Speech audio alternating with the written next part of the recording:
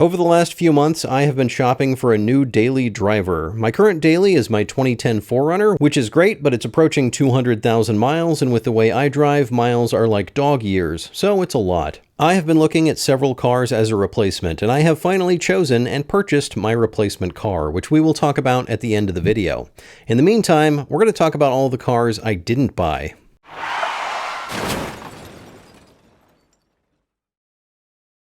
I recently sold my motorcycle-powered Honda S600. That was my weekend canyon car and my track car, and the 4Runner on the chopping block is my off-roader. So I need an off-road vehicle and a fun canyon/track car. But I also need a daily driver, and the idea is to make the daily one of those two things because I already have too many cars. I would also like my daily to be comfortable and functional, which is going to reduce the off-road or track capability, which is fine. I don't always need to be at the limit. To be fair, a lot of these vehicles don't really fit the off-road or track category. Really, I'm just looking for something that I think is interesting and will take me on some adventures. Also, just because I didn't buy something shouldn't necessarily be construed as a negative. All of these cars made it to the short list. They're all really good. Let's start with the off-road vehicles.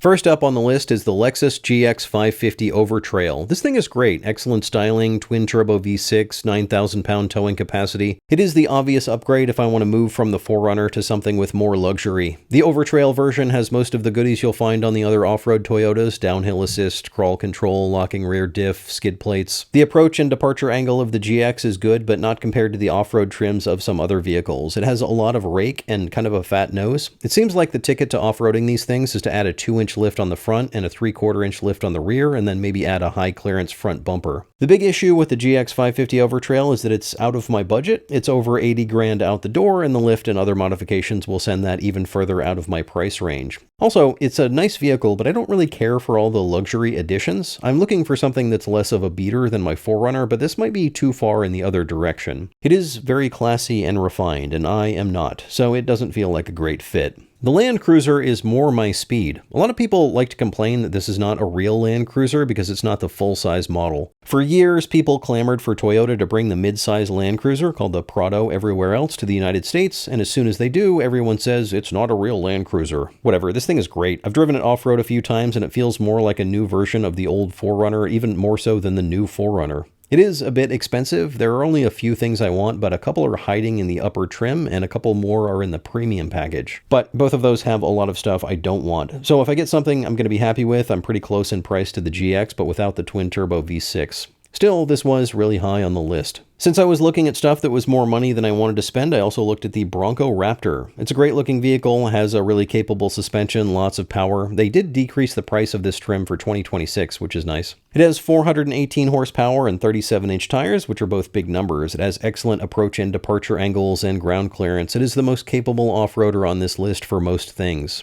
There are two things I don't like about it. One is the roof. I drove one with a soft top and it kind of always sounded like the rear window was cracked open. The hard top is better, but it still has noticeable noise. Anytime you make a roof removable, it has to be lightweight, and there's also a bunch of sealing challenges, and it's never as good as a vehicle with a roof. It's also not structural, so you get these tubes in the back chewing into the interior space. These trade-offs might be okay for someone who's going to take the roof off, but I never even open my sunroof, so if I bought this vehicle, the roof would never come off. The other thing I don't like about the Raptor is that it's too wide. The fenders are goofy looking, and while the extra width might come with some high-speed stability, it does limit the number of trails you can take it on. I still think Ford has an opportunity to stick the Raptor powertrain into a trim that's more overland and rock crawling focused and call it the Warthog. The development cost would be minimal, and it would be awesome. Somebody send this video to a decision maker at Ford. After this, I decided to start looking at vehicles I could afford. Probably should have started with that. Another top contender is the Rivian R2. I actually still have a deposit on this one. I reached out to Rivian and asked if I could be added to an upcoming media drive event, and they said yes, so I might be doing a video on this in the future. They did give the car to a few people for early reviews, and they are really positive, but I'm always skeptical of these limited media reviews where only a few people are invited. The biases and incentives and limited access make it easy for Rivian to paint an unrealistically positive picture.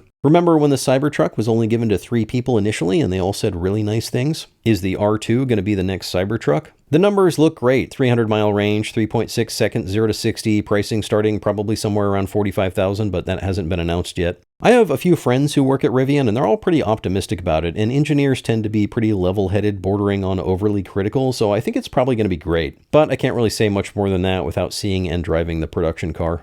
I also considered a RAV4. I know this seems odd for me, but the new one is really good for the money. Toyota invited me out to a press event they had for this car, and I ended up not making a video about it because after writing and rewriting the script, I realized I didn't have anything to say about it that hadn't already been said 100 times. But it did get me to actually consider buying one. I'm not going to, it's too normal for me. My stuff's got to be a little weird, and this is sort of the opposite of weird. But they did a surprisingly good job at making the Woodland version capable off-road and making the GR Sport version fun to drive. This is my default suggestion for people who are not super into cars but looking for a new one. It's the right answer for a lot of people, and even if it's not, the reasons that it's not will steer them in the right direction. On the used side, I did consider a used Porsche Cayenne Turbo. This was suggested by several people after I talked about getting a Porsche. You can get a used Cayenne Turbo for a pretty steep discount from new. These have a ton of power and lots of people have modified them for proper off-roading. I actually looked at a couple of these when I was shopping for my old 4Runner. I'm sure the capability is not as good as something like a Land Cruiser or Bronco, but with the right tires and a lift, I bet you could get pretty far into the trails. This has kind of the same drawback as the GX in that it feels like a good fit for a suburban mom more than a good fit for me. Also, Porsche parts and repair costs are getting out of control. I don't know how this company is struggling financially considering how much money they charge for everything.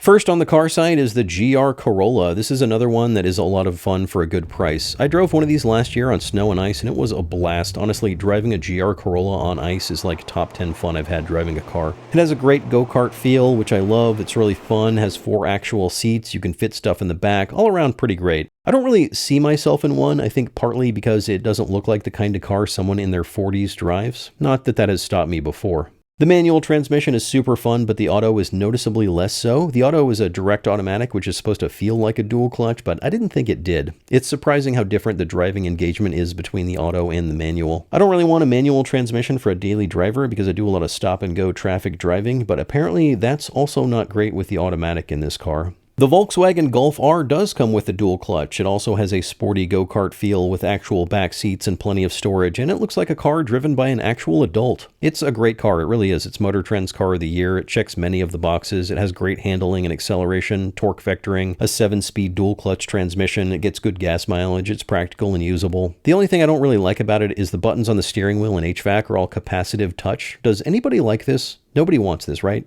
Get rid of these stupid things. Give me actual buttons.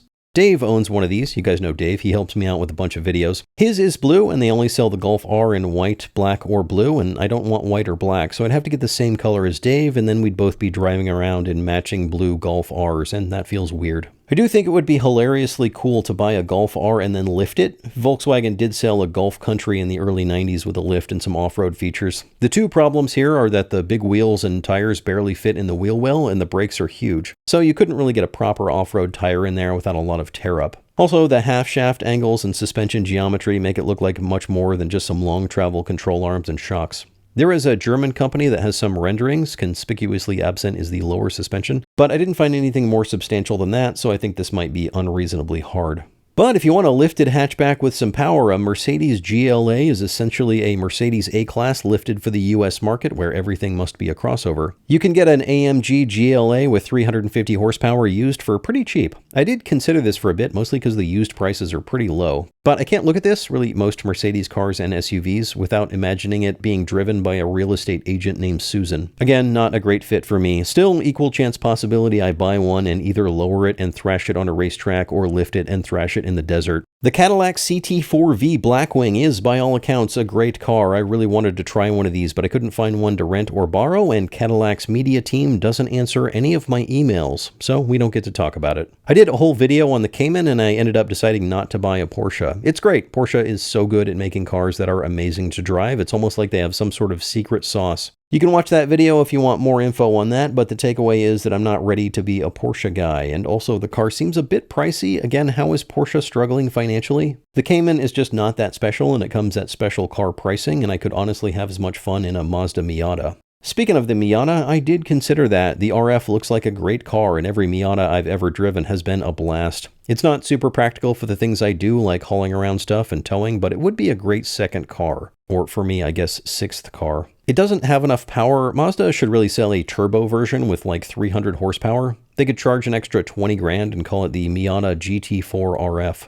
I did think about buying a Corvette. I've always liked Corvettes. I love that they sell supercar performance without all the pretentiousness and limited sales. I think it's way cooler to make and sell 1.7 million high-performance sports cars than it is for a company to have some artificial scarcity limited run so some rich guy can feel like he's a little better than other rich guys. Someday I will own a Corvette, but now is not that time. There were a few other things I considered, but don't have a whole lot to say about: a Hyundai Ioniq N, a used Model X for some reason, an Audi RS3, and a few others, but that was the bulk of everything I was seriously considering.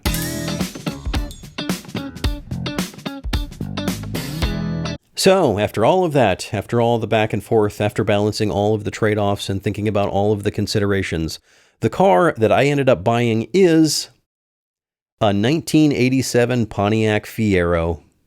I've been casually looking for a Fiero for a while. I have always wanted one. It's kind of surprising I hadn't owned one yet. This car checks none of the boxes. This is a terrible decision, and it will not solve any problems of mine. It will probably create a few more. I have always loved the Fiero, America's first mid-engine car and the only one until the C8 Corvette. This one is the GT with the V6 engine, which was originally rated at an eye-watering 135 horsepower. Brace yourself, because we are going to 60 miles an hour in only 8.5 seconds. This is a one-owner car, too, now, because I bought it. The lady I bought it from got it new almost 40 years ago and has been taking care of it and slowly adding miles. It is in pretty good shape. There are some minor issues, as would be expected for a car its age, but nothing significant. It's a blast to drive. It's so much fun, except that it does feel like it needs at least 3 times as much horsepower. It cost me a little more than $8,000, which is less than any car on this list by a lot. Since I did have some money left over, I also bought a 2026 4Runner Trailhunter.